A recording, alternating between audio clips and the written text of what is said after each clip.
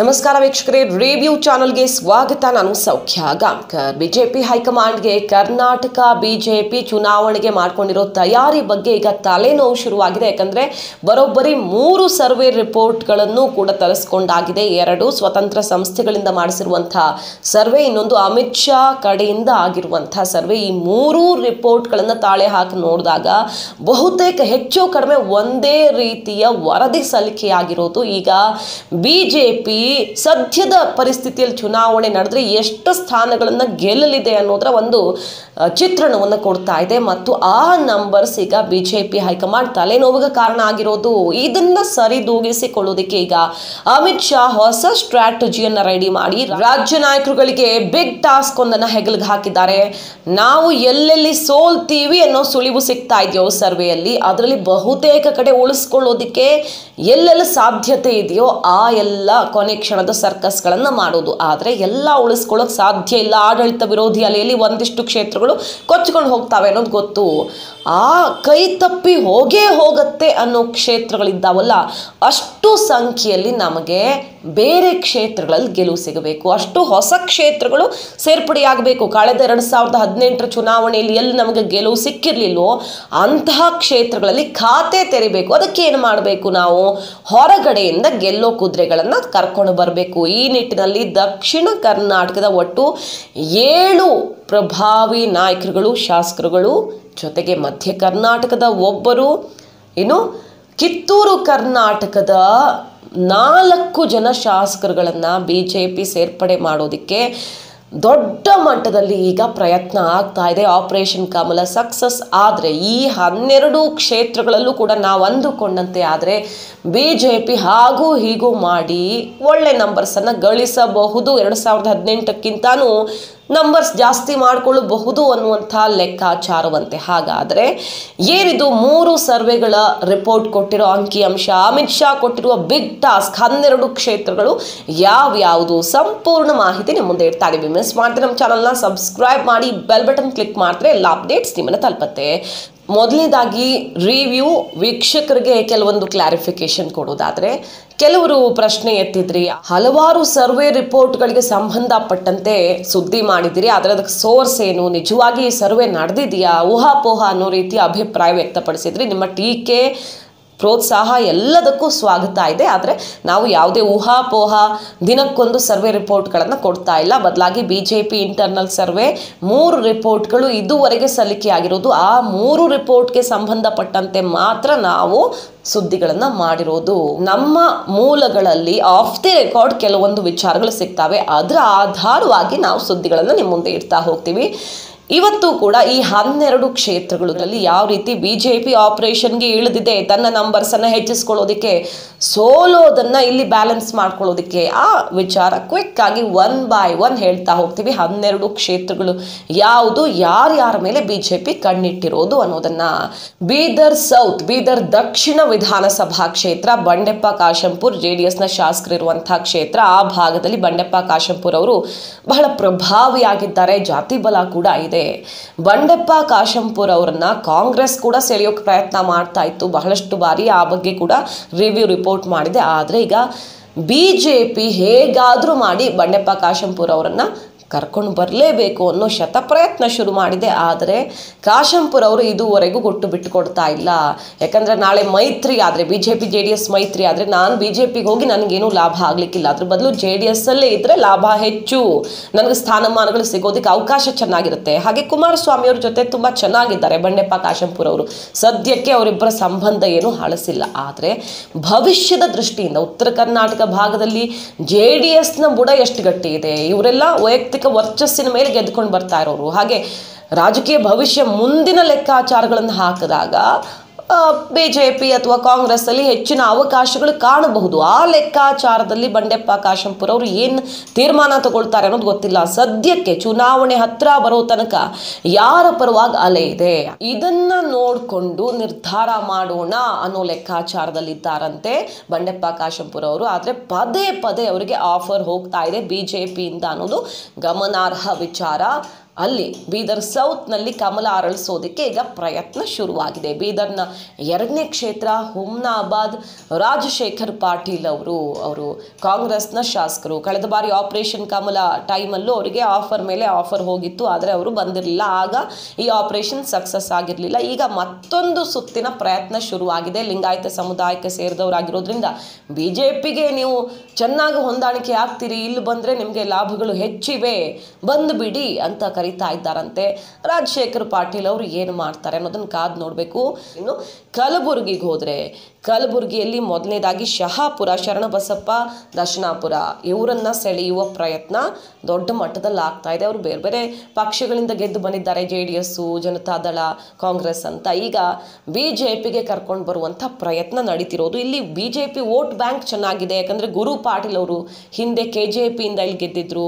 ಹಾಗೆ ಕಳೆದ ಬಾರಿ BJPಯಿಂದ ಸ್ಪರ್ಧೆ ಮಾಡಿ ಒಳ್ಳೆ ಫೈಟ್ ಕೊಟ್ಟಿದ್ದಾರೆ, ದೊಡ್ಡ ಮಟ್ಟದಲ್ಲಿ ಮತಗಳನ್ನು ಪಡ್ಕೊಂಡಿದ್ದಾರೆ. ಸೊ ಗುರು ಪಾಟೀಲ್ ಅವ್ರನ್ನ ಬೇರೆ ಸ್ಥಾನಮಾನ ಕೊಟ್ಟು ಕನ್ವಿನ್ಸ್ ಮಾಡಿ ಅವ್ರ ಜೊತೆಗೆ ಕಾಂಗ್ರೆಸ್ನ ಅಭ್ಯರ್ಥಿಯನ್ನು ಸೆಳ್ಕೊಂಡು ಬಿಟ್ರೆ, ವ್ಯತ್ಯಾಸಗಳಿಲ್ಲದಂತೆ ಮ್ಯಾನೇಜ್ ಮಾಡಿಬಿಟ್ರೆ ಆರಾಮಾಗಿ ಕ್ಷೇತ್ರ ಗೆಲ್ಲಬಹುದು ಅನ್ನೋ ಲೆಕ್ಕಾಚಾರ. ಇನ್ನು ಪ್ರಮುಖವಾಗಿ ಅಫ್ಜಲ್ಪುರ, ಕಲಬುರಗಿ ಅಫ್ಜಲ್ಪುರ, ಇಲ್ಲಿ ಮಾಲಿಕಯ್ಯ ಗುತ್ತೇದಾರ್ ಅವರು BJP ಕ್ಯಾಂಡಿಡೇಟ್. ಆದರೆ ಆಪರೇಷನ್ ಏನು? ಕಾಂಗ್ರೆಸ್ನ MY ಪಾಟೀಲ್ರನ್ನ ಸೆಳೆಯೋದು. ಅವರು ಮತ್ತೆ ಚುನಾವಣೆಗೆ ಸ್ಪರ್ಧೆ ಮಾಡಲ್ಲ ಅಂತ ಹೇಳಿಬಿಟ್ಟಿದ್ದಾರೆ. 80 ದಾಟ್ ಹೋಗಿದೆ ವಯಸ್ಸು. ಹೆಚ್ಚಂದರೆ ಅವರ ಮಗ ಅರುಣ್ ಪಾಟೀಲ್ ಅವರು ಸ್ಪರ್ಧೆ ಮಾಡಬಹುದು ಅನ್ನೋ ಲೆಕ್ಕಾಚಾರದಲ್ಲಿದ್ದಾರೆ. ಆದರೆ ಅರುಣ್ ಪಾಟೀಲ್ ಅವರು ಗುತ್ತೇದಾರ್ ಅವ್ರನ್ನ ಸುಲಭವಾಗಿ ಸೋಲ್ಸೋಕ್ಕಾಗಲ್ಲ. ಅದ್ರ ಬದಲು MY ಪಾಟೀಲ್ರೇ, ನೀವು BJPಯಲ್ಲಿದ್ದವ್ರೆ, ವಾಪಸ್ ಬನ್ನಿ ಇಲ್ಲಿಗೆ. ಆಗ ನಿಮ್ಮ ಮಗನಿಗೆ ನಾವೇನಾದರೂ ಸ್ಥಾನಮಾನ ಕೊಡೋ ಲೆಕ್ಕಾಚಾರ ಮಾಡ್ತೀವಿ, ರಾಜಕೀಯ ಭವಿಷ್ಯ ಭದ್ರ ಮಾಡ್ತೀವಿ. ಹೆದರಬೇಡಿ, ತಲೆ ಕೆಡಿಸ್ಕೊಳ್ಬೇಡಿ. ನೀವು ಗುತ್ತೇದಾರರ ಜೊತೆಗೆ ಕೈ ಜೋಡಿಸಿ, ನೀವಿಬ್ಬರು ಸೇರಿಬಿಟ್ರೆ ಇಬ್ಬರು ಅತಿರಥ ಮಹಾರಥರು, ಅವರಿಬ್ಬರ ನಡುವೆನೇ ಪ್ರತಿ ಬಾರಿಯೂ ಫೈಟ್ ಆಗೋದು. ಯಾವುದಾದ್ರೂ ಪಕ್ಷ ಇರಲಿ, ಇಲ್ಲಿ ವ್ಯಕ್ತಿಗತವಾಗಿ ಚುನಾವಣೆ ನಡೆಯೋದು. ಇಬ್ಬರು ಒಂದಾಗ್ಬಿಟ್ರೆ ಅವರನ್ನು ಸೋಲಿಸೋ ಮಾತೇ ಇಲ್ಲ ಅನ್ನೋ ಲೆಕ್ಕಾಚಾರದಲ್ಲಿ ಅಫ್ಜಲ್ಪುರದಲ್ಲಿ ಮೊಟ್ಟ ಮೊದಲ ಬಾರಿಗೆ ಕಮಲ ಅರಳಿಸಬೇಕು ಅನ್ನೋ ಪ್ರಯತ್ನ ನಡೀತಾ ಇದೆ. ಹಾಸನದ ಸಕಲೇಶ್ಪುರ, ಹಾಸನದಲ್ಲಿ ಈಗ ಇರೋರು BJPಯ ಏಕೈಕ ಶಾಸಕರು ಪ್ರೀತಮ್ ಗೌಡ ಅವರು. ಮತ್ತಷ್ಟು ಕ್ಷೇತ್ರಗಳನ್ನು ತೆಕ್ಕೆಗೆ ತಗೊಳ್ಬೇಕು ಅಂತ ಅಲ್ಲಿ ಆಪರೇಷನ್ಗಳೆಲ್ಲ ಆಗ್ತಾ ಇದೆ. ಸ್ಥಳೀಯ ನಾಯಕರುಗಳನ್ನೆಲ್ಲ ಸೆಳೆಯೋ ಪ್ರಯತ್ನ ಆಗ್ತಿದೆ. ಈಗ ದೊಡ್ಡ ಮಟ್ಟದಲ್ಲಿ ಆಪರೇಷನ್ ಮಾಡೋ ಪ್ರಯತ್ನ ಶುರುವಾಗಿದ್ದು ಸಕಲೇಶ್ಪುರ ಮೀಸಲು ಕ್ಷೇತ್ರ. HK ಕುಮಾರಸ್ವಾಮಿ ಅವರನ್ನು BJPಗೆ ಕರ್ಕೊಳ್ಳೋದಕ್ಕೆ ಸರ್ವ ರೀತಿಯಲ್ಲೂ ಸಿದ್ಧತೆ ಆಗ್ತಿದೆ. ಯಾಕಂದರೆ JDS ಅಲ್ಲಿ ಅವರು ಮುನಿಸಿಕೊಂಡಿದ್ದಾರೆ. ತನ್ನನ್ನು ರಾಜ್ಯಾಧ್ಯಕ್ಷ ಸ್ಥಾನದಿಂದ ಏಕಾಏಕಿ ಕೆಳಗಿಳಿಸಿದ್ರು ಅನ್ನೋ ಕಾರಣಕ್ಕೆ ಬೇಜಾರಿದೆ, ಕಣ್ಣೀರು ಹಾಕಿದ್ದಾರೆ. ಹಾಗಾಗಿ ನಿರಂತರವಾಗಿ ಅವರು ಸಂಪರ್ಕದಲ್ಲಿದ್ದಾರಂತೆ BJPಗರು. ಅಲ್ಲಿ ಮೀಸಲು ಕ್ಷೇತ್ರ ಆದರೆ ಲಿಂಗಾಯತ ವೋಟ್ ಬ್ಯಾಂಕ್ ಕೂಡ ಚೆನ್ನಾಗಿದೆ. ನೀವು BJPಗೆ ಬಂದರೆ ಪಕ್ಷದ ಬಲ ಕೂಡ ನಿಮಗೆ ಸಿಕ್ಕಂತಾಗತ್ತೆ, ಈಸಿಯಾಗಿ ತಲೆ ಕೆಡಿಸ್ಕೊಳ್ಳದೆ ಗೆಲ್ಲಬಹುದು ಅನ್ನೋ ಕಾರಣವನ್ನು ಅವರ ಮುಂದೆ ಇಡುವ ಮೂಲಕ. ಇನ್ನು ಮೈಸೂರಲ್ಲಿ GT ದೇವೇಗೌಡರು ಚಾಮುಂಡೇಶ್ವರಿ ಕ್ಷೇತ್ರದ ಶಾಸಕರನ್ನ ಸೆಳೆಯೋ ಪ್ರಯತ್ನ ನಿರಂತರವಾಗಿ ಆಗ್ತಿರೋದು ಹೊಸ ವಿಷಯ ಅಲ್ಲ. ಆದರೆ ಅವರು BJP ಕಡೆ ಬರ್ತಾರ ಅನ್ನೋ ಸುಳಿವು ಸಿಗ್ತಿರೋದು ಯಾಕೆ ಅಂತ ಕೇಳಿದ್ರೆ, ನರೇಂದ್ರ ಮೋದಿ ಅವರ ರಾಜ್ಯ ಪ್ರವಾಸದ ಸಂದರ್ಭದಲ್ಲಿ ಬೇರೆ ಯಾರು ಶಾಸಕರಿಗೆಲ್ಲ ಆಹ್ವಾನ ಇರಲಿಲ್ಲ. ಇಬ್ಬರು BJPಯೇತರ ಶಾಸಕರು ಅಥವಾ ನಾಯಕರು ಕಾಣಿಸ್ಕೊಂಡವರು. ಒಬ್ಬರು GT ದೇವೇಗೌಡರು, ಇನ್ನೊಬ್ಬರು ಸಂಸದೆ ಸುಮಲತಾ ಅವರು. ಹಾಗಾಗಿ ಇವರಿಬ್ಬರ ಬಗ್ಗೆನೂ ವಿಚಾರಗಳಲ್ಲಿ ಸುದ್ದಿ ಆಗ್ತಾ ಇರೋದು. GT ದೇವೇಗೌಡರು ಬಂದರೆ 1 ಸೀಟಲ್ಲ 3 ಸೀಟ್ ಲೆಕ್ಕಾಚಾರ BJPಗೆ. 3 ಅದು 4 ಆಗಬಹುದು. ಇನ್ನೂ ಕೆಲ ಶಾಸಕರು ಸಂಪರ್ಕದಲ್ಲಿದ್ದಾರೆ GTD ಜೊತೆ ಅಂತ ಹೇಳಲಾಗ್ತಾ ಇದೆ. ಒಂದು ಹುಣಸೂರು ಅವರ ಮಗ ಹರೀಶ್ ಗೌಡ ಮೂಲಕ, ಇನ್ನೊಂದು ಪಿರಿಯಾಪಟ್ಟಣ K ಮಹದೇವ್ ಅವರು ಕೂಡ GTD ಮೂಲಕ BJP ಸೇರ್ಪಡೆ ಆದರೂ ಆಶ್ಚರ್ಯ ಇಲ್ಲ. ಆ ಟಾಕ್ ಕೂಡ ಇದೆ. GTD ಬಂದರೆ ಸುತ್ತಮುತ್ತಲಿನ ಹಲವು ಕ್ಷೇತ್ರಗಳ ಮೇಲೆ ಪ್ರಭಾವ ಬೀರುತ್ತೆ. ಅವರು ಸಹಕಾರಿ ವಲಯದಲ್ಲಿ ತುಂಬ ಒಳ್ಳೆ ಹೋಲ್ಡ್ ಇಟ್ಕೊಂಡಿರುವಂಥ ಪ್ರಭಾವಿ ಒಕ್ಕಲಿಗ ನಾಯಕ. ಆ ಲೆಕ್ಕಾಚಾರದಲ್ಲಿ BJP ಅವರನ್ನು ಕರ್ಕೊಂಡು ಬರಲೇಬೇಕು ಅಂತ ಪಟ್ಟು ಹಿಡಿದು ಪ್ರಯತ್ನ ಮಾಡ್ತಾ ಇದೆ. ನೋಡಬೇಕು ಏನಾಗುತ್ತೆ ಅನ್ನೋದು. ಇನ್ನು ಸುಮಲತಾ ಅವ್ರ ವಿಚಾರ ಹೇಳಿದೆ. ಸುಮಲತಾ ಅವರು ಲೋಕಸಭೆಗೆ ಹೋಗ್ತಾರೆ ಅಂತಲೇ ಇಟ್ಕೊಂಡ್ರೆ, ಅವರ ಮಗ ಅಭಿಷೇಕ್ ಅಂಬರೀಷ್ ಮದ್ದೂರಿಂದ ಮತ್ತು ಶ್ರೀರಂಗಪಟ್ಟಣಕ್ಕೆ ಸುಮಲತಾ ಬೆಂಬಲಿಗ ಸಚ್ಚಿದಾನಂದ ಇಂಡುವಾಳು ಅವರನ್ನು ನಿಲ್ಲಿಸೋದು BJP ಲೆಕ್ಕಾಚಾರ. ಅಟ್ಲೀಸ್ಟ್ ಮಂಡ್ಯದಲ್ಲಿ 2 ರಿಂದ 3 ವಿಧಾನಸಭಾ ಕ್ಷೇತ್ರಗಳನ್ನ ಈ ಬಾರಿ ಗೆಲ್ಲಬೇಕು ಅನ್ನುವಂಥ ಲೆಕ್ಕಾಚಾರದಲ್ಲಿದೆ. ಹಾಗಾದರೆ ಕುಟುಂಬ ರಾಜಕಾರಣ ಅಡ್ಡ ಬರೋದಿಲ್ವಾ? ಯಡಿಯೂರಪ್ಪನವ್ರಿಗೂ ಒಂದು ನ್ಯಾಯ, ಸುಮಲತಾ GTDಗೆ ಒಂದು ನ್ಯಾಯನ ಅನ್ನೋ ಪ್ರಶ್ನೆ ಬರಬಹುದು. ಬಹುಶಃ ಕುಟುಂಬಕ್ಕೆ 2 ಟಿಕೆಟ್ ಕೊಡ್ತೀವಿ, 3 ಕೊಡಲ್ಲ ಅಂತ ಇರಬಹುದೇನೋ. ಆಲ್ರೆಡಿ ರಾಘವೇಂದ್ರ BSY ವೈ ಇದ್ದಾರಲ್ವಾ, ವಿಜಯೇಂದ್ರಗೆ ಸಮಸ್ಯೆ. ಆದರೆ ಇಲ್ಲಿ ಇಬ್ಬಿಬ್ಬರು ಆಗ್ತಾರೆ ಅನ್ನೋ ಥರನೋ ಗೊತ್ತಿಲ್ಲ ನನಗೆ. ಯಾಕಂದರೆ ಅಲ್ಲಿ ಕೇಂದ್ರ ಸಚಿವರ ಮಕ್ಕಳು ಅವರು ಕೂಡ MLA ಇದ್ದಾರೆ. ರಾಜನಾಥ್ ಸಿಂಗ್ ಅವರ ಮಗ UP MLA ಆಗಿದ್ದಾರೆ. ಸೊ ಈ ಥರ ತುಂಬ ಜನ ಇದ್ದಾರೆ. ಚುನಾವಣೆ ಅಂತ ಬಂದಾಗ ಹೊಸ ಕ್ಷೇತ್ರಗಳನ್ನು ಗೆಲ್ಲಿಸ್ಕೊಳ್ಳೋ ಸವಾಲು ಎದುರಾದಾಗ ಸೋಲು ಗೆಲುವಿನ ಲೆಕ್ಕಾಚಾರದಲ್ಲಿ ಈ ಥರ ರಾಜಿ ಮಾಡ್ಕೊಳ್ಬಹುದು ಅನ್ನೋ ಆಂತರಿಕ ನಿಯಮ ಇದೆಯೋ ಏನೋ ಗೊತ್ತಿಲ್ಲ. ಕಾದು ನೋಡಬೇಕು ಏನಾಗುತ್ತೆ ಅಂತ. ತುಮಕೂರಿನಲ್ಲಿ ಹೊಸದಾಗಿ 2 ಕ್ಷೇತ್ರಗಳ ಮೇಲೆ BJP ಕಣ್ಣಿಟ್ಟಿರೋದು, ಗುಬ್ಬಿ ಮತ್ತು ಕುಣಿಗಲ್. ತುಮಕೂರಲ್ಲಿ ಆಲ್ರೆಡಿ ಸುಮಾರು ಕ್ಷೇತ್ರಗಳಲ್ಲಿ BJP ಶಾಸಕರು ಇದ್ದಾರೆ. ಇನ್ನೂ 2 ಎಕ್ಸ್ಟ್ರಾ ಸೇರಿಸ್ಕೊಳ್ಳೋದು BJP ಲೆಕ್ಕಾಚಾರ. ಯಾಕಂದರೆ ಎಲ್ಲೆಲ್ಲಿ ಕಳ್ಕೊಳ್ತೀವಿ ಅನ್ನೋದು ಗೊತ್ತಿಲ್ಲ, ಹೊಸದಾಗಿ ಅಲ್ಲಿ ಬ್ಯಾಲೆನ್ಸ್ ಆಗೋ ಥರ ಮಾಡಬೇಕು ಅಂತ. ಕುಣಿಗಲ್ಲಲ್ಲಿ ಮುದ್ದಹನುಮೇಗೌಡರಿಗೆ, ಮಾಜಿ ಸಂಸದ ಮುದ್ದಹನುಮೇಗೌಡರಿಗೆ ಟಿಕೆಟ್ ಕೊಡೋ ಲೆಕ್ಕಾಚಾರ.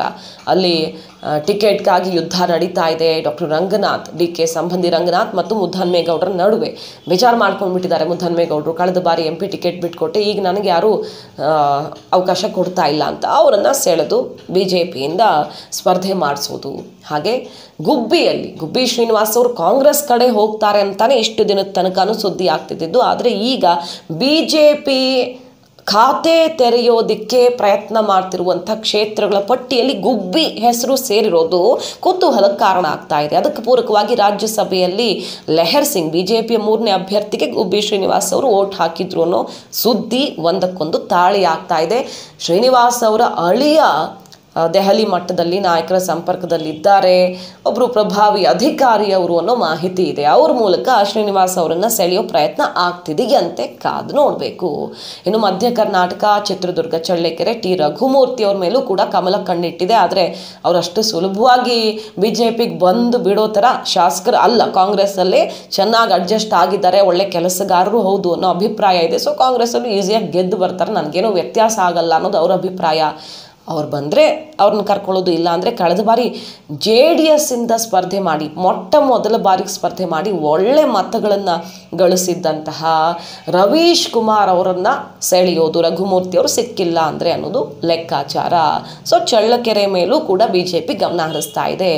ಈ ಥರ 10-15 ಕ್ಷೇತ್ರಗಳನ್ನು ಎಕ್ಸ್ಟ್ರಾ ನಾವು ಗೆದ್ದುಕೊಳ್ಳಬಹುದು ಅಂತ ಅವಕಾಶ ಇದೆ. ಬೆಂಗಳೂರಿನಲ್ಲೂ ಕೆಲ ಕ್ಷೇತ್ರಗಳ ಮೇಲೆ, ಕಾಂಗ್ರೆಸ್ಸಿಗರ ಕ್ಷೇತ್ರದ ಮೇಲೆ BJP ಕಣ್ಣಿಟ್ಟಿರೋದು. ಫಾರ್ ಎಕ್ಸಾಂಪಲ್ ಬ್ಯಾಟರಾಯನಪುರದಲ್ಲಿ ಕಳೆದ ಬಾರಿ ರಾಜು ಅವರು ಸ್ವಲ್ಪ ಒಳ್ಳೆ ಫೈಟ್ ಕೊಟ್ಟಿದ್ರು. ಅವರನ್ನು ಸ್ವಲ್ಪ ಪುಷ್ ಮಾಡಿದ್ರೆ ಆರಾಮಾಗಿ ಗೆದ್ಕೊಳ್ಬಹುದು. ಕೃಷ್ಣ ಬೈರೇಗೌಡರು ಅಷ್ಟು ಆ್ಯಕ್ಟಿವ್ ಆಗಿಲ್ಲ ಅನ್ನೋ ಲೆಕ್ಕಾಚಾರದಲ್ಲಿ ತಯಾರಿ ನಡೀತಾ ಇದೆ. ಈ ಥರ ಎಕ್ಸ್ಟ್ರಾ ನಾವು ಎಲ್ಲೆಲ್ಲಿ ಗೆಲ್ಲಬಹುದು, ಕಡಿಮೆ ಅಂತರದಿಂದ ಸೋತಲ್ಲಿ ಆ ಅಭ್ಯರ್ಥಿಗೆ ಬಲ ತುಂಬೋದು, ಸಾಧ್ಯ ಇಲ್ಲ ಅನ್ನೋ ಕಡೆಗಳಲ್ಲಿ ಹೊರಗಡೆಯಿಂದ ಕರ್ಕೊಂಡು ಬರೋದು. ಈ ಥರ ಕಳೆದ ಬಾರಿ ಇಲ್ಲದ ಕಡೆ ನಾವು ಖಾತೆ ತೆಗೆದು ಬಿಟ್ಟರೆ ಬ್ಯಾಲೆನ್ಸ್ ಆಗತ್ತೆ. ಹಾಗಾಗಿ ಮೊದಲು ಈ ಆಪರೇಷನ್ಗೆ ಸಿದ್ಧರಾಗಿ ಅನ್ನುವಂಥ ಟಾಸ್ಕ್ ರಾಜ್ಯ ನಾಯಕರ ಹೆಗಲಿಗೆ ಬಿದ್ದಿರೋದು. 3 ಸರ್ವೆ ರಿಪೋರ್ಟ್ BJPಗೆ ದೊಡ್ಡ ಮಟ್ಟದಲ್ಲಿ ನಷ್ಟ ಆಗುತ್ತೆ. ಇದೇ ಥರ ಹೋದರೆ 70ರಿಂದ 75 ಸೀಟ್ಸ್ ಬರೋದು ಕಷ್ಟ ಅನ್ನೋ ವರದಿ ಸಲ್ಲಿಕೆಯಾಗಿರೋದ್ರಿಂದ. ವೀಕ್ಷಕರ, ಮಾಹಿತಿ ನಿಮ್ಗೆ ಇಷ್ಟ ಆಗಿದ್ರೆ ಮಿಸ್ ಮಾಡಿದೆ ನಮ್ಮ ಚಾನಲ್ನ ಸಬ್ಸ್ಕ್ರೈಬ್ ಮಾಡಿ, ಬೆಲ್ ಬಟನ್ ಕ್ಲಿಕ್ ಮಾಡಿದ್ರೆ ಎಲ್ಲ ಅಪ್ಡೇಟ್ಸ್ ನಿಮ್ಮನ್ನು ತಲುಪುತ್ತೆ. Thank you.